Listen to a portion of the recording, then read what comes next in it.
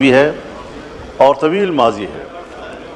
دہشت گردی کے حوالے سے دہشت گردی کے خلاف جنگ یہ صرف پاکستان میں نہیں عالمی سطح پہ شروع ہوئی تھی، اور دہشت گردی کے خلاف جنگ کی قیادت امریکہ بہادر خود کر رہا تھا، اور پاکستان کی مشرف گورنمنٹ نے اس اتحاد کا حصہ ہونے کا فیصلہ کیا تھا، اور اس کے بعد دہشت گردی کے ساتھ ساتھ یہاں پر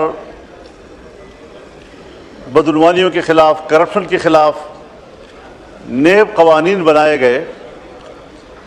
مجھے تعجب اس بات پر ہے کہ کبھی کسی قانون دان نے یا کبھی کسی پارلیمنٹیرین نے اس تمام تر تاریخ اور اس تمام تر ماضی میں، اس تمام تر قانونی چارہ-جوئیوں میں اس نقطے کو کبھی دیکھا ہے کہ ہم نے اس قانون سازی کے تحت پاکستان کے ہر فرد کو، پاکستان کے ہر شہری کو پیدائشی مجرم قرار دے دیا ہے۔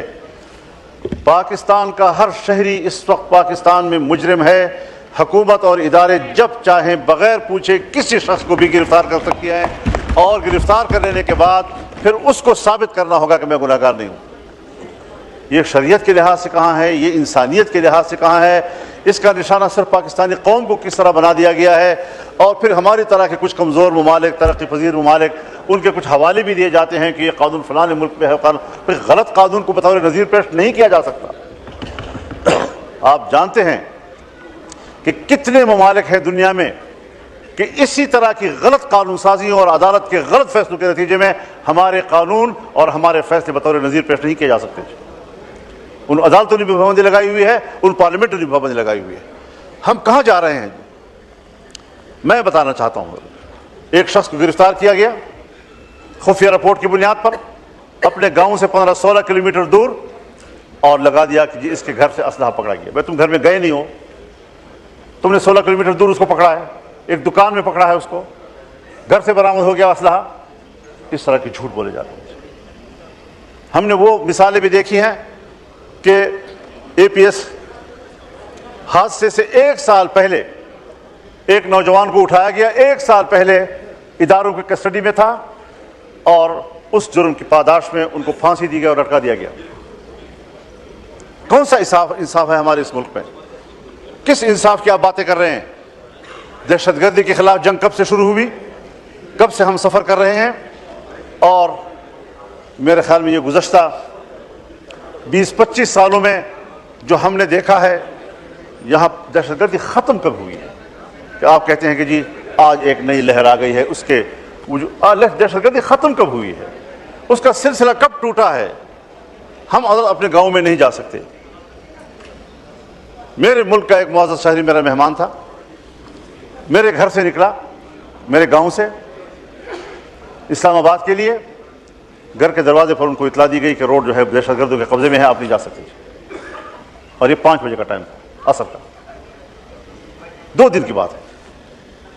کہاں ہے آپ کا رٹ؟ کہاں ہے آپ کی حکومت؟ باجوڑ میں کیا صورتحال بنی ہوئی ہے؟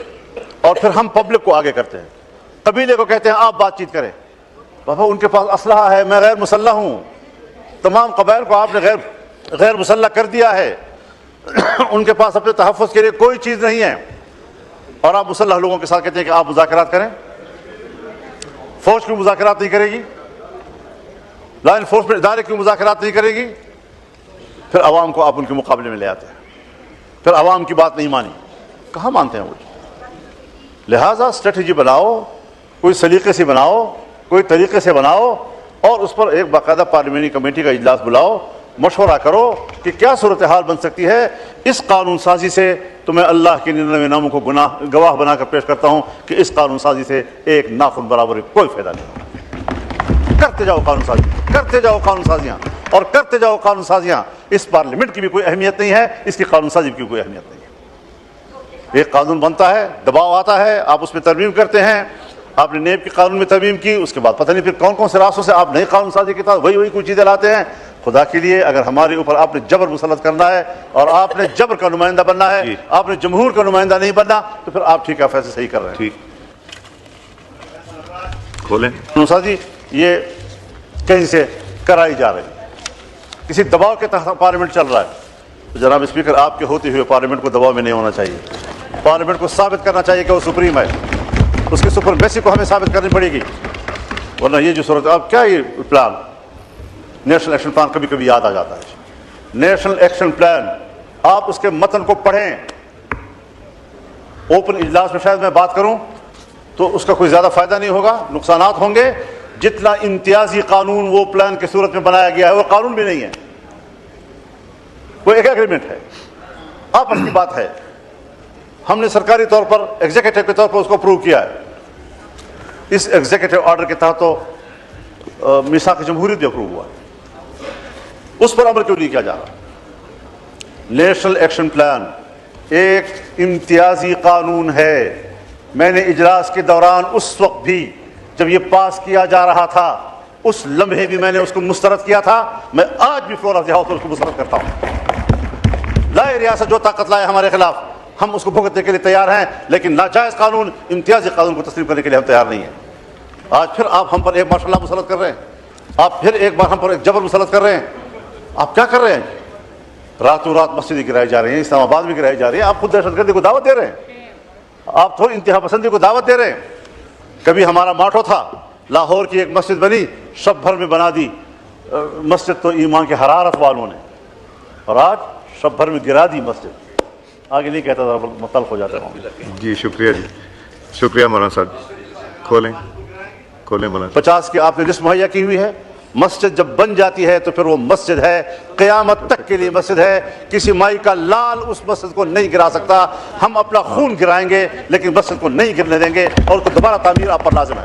آپ نے 24 گھنٹے کا ٹائم لیا تھا، آج 1 بجے وہ ٹائم ختم ہو گیا ہے، ابھی تک آپ نے وہاں اینٹ نہیں رکھی. اگر صورتحال خراب ہوتی ہے تو فضل الرحمان ذمہ دار ہوگا. میں تو یہاں تھا بھی نہیں، یہ وقوع ہوا، لوگ اشتعال میں آئے، لوگ جمع ہو گئے، وہاں پر پہنچ گئے، نمازیں پڑھائی جا رہی ہے، اور قرآن کریم کو بھی آپ نے باہر نہیں نکالا کہ قرآن کریم کے نسخے باہر رکھ کر آپ مسجد گرائیں. آپ کو اتنی جلدی تھی کہ قرآن کریم کو بھی زمین میں دھسا دیا گیا. کوئی شرم اور حیا ہے یا نہیں ہے؟ آپ قرآن کریم کو دفنائیں اور پھر اتنی جلدی میں وہاں پر درخت بھی کھڑے کر دیے. راتوں رات درخت بھی تھے، یہاں کوئی مسجد تھی ہی نہیں. پہ آ جائیں پلیز. حضرت یہ مسجد ہے، یہ مسجد تھی، یہ مسجد رہے گی، اور 50 مساجد کی جو لسٹ آپ نے مہیا کی ہے، میں چیلنج کرتا ہوں آپ کو، آپ کسی ایک مسجد کی ایک اینٹ ہلا کر رکھ دیں، پھر فضل الرحمان نہیں ہوگا. مذاق بنا رکھا ہے آپ لوگوں نے. اس طرح کی حرکتیں کی جائیں گی ملک کے اندر، پھر کہیں گے جی ذرا ٹھنڈا کرو معاملے کو، ٹھنڈا کرو معاملے کو. ابھی 14 اگست آ رہا ہے، ابھی وزیر داخلہ ملک میں موجود نہیں ہے، ذرا ان کو آنے دیں. بھائی اتنا وقت آپ کو گرانے میں بھی لگا جتنا آپ ایک اینٹ رکھنے کے لیے مانگ رہے ہیں. 3 گھنٹے میں آپ نے مسجد گرا دی، ہموار کر دی، قرآن مجید دفن کرا دیے، درخت لگوا دیے تاکہ نام و نشان مسجد کا نہ رہے. اور اب وہ ایک اینٹ رکھنے کے لیے آپ کہتے ہیں وزیر داخلہ کو آنے دو، 14 اگست گزرنے دو. حضرت یہ بات واضح ہے، جب تک پاکستان کی سرزمین پر اور اسلامی جمہوریہ پاکستان کی سرزمین پر مسجد محفوظ نہیں ہے، آپ کا یوم آزادی بیمانی ہے. جی امینڈمنٹ پہ آ جائیں مولانا صاحب. اس مذہب کے لیے، اس دین کے لیے، اسلام کے لیے، لا الہ الا اللہ کے لیے، شاعر دین کے لیے، اس کے تحفظ کے لیے اس ملک کو بنائے ہوئے ہیں، اور اسی کے لیے ہم یوم آزادی مناتے ہیں. اگر اسی دن ہمارے شاعر پر حملے کیے جاتے ہیں، ان کو تباہ کیا جاتا ہے، یوم آزادی کس چیز کا؟ آپ کے اوپر ایک بڑے فکر مند انسان کی تصویر میں سے پہلے یہ کر کے تو پھر آپ کو دوں گا. یہ کیا سوچے گا؟ اس کی روح کیا سوچے گی؟ جی ایمان کہاں گیا، اتحاد کہاں گیا، یقین محکم کہاں گیا؟